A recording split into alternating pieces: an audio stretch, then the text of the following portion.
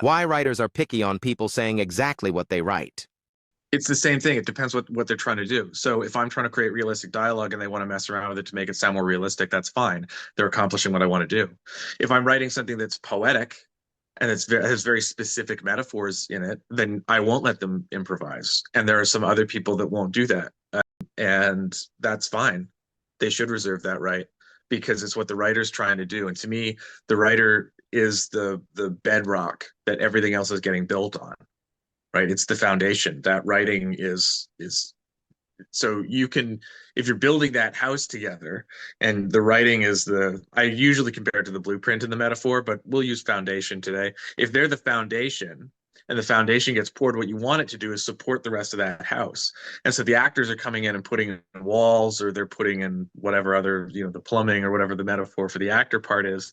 That's fine as long as that foundation is solid. Well, if the foundation has to be a very, very specific thing, then that's what it's got to be. If the foundation can shift this way or that way, then that's fine too. And so it depends on what people want to do.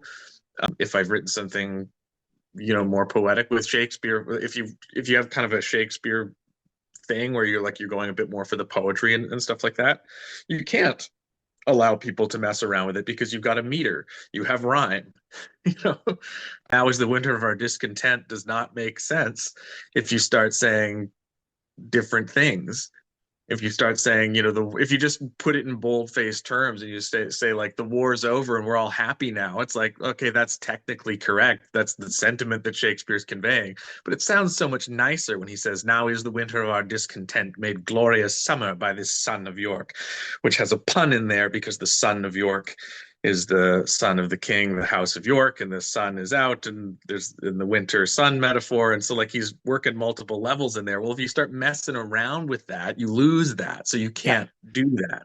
And if I've written something, not that I've written anything on the magnitude of Shakespeare, but if I've written something where I'm trying for that imagery, I'm trying for that metaphor, I'm trying for that poetry in any way, yeah, I'll be a little bit more draconian about it. So it depends on what I'm trying to do.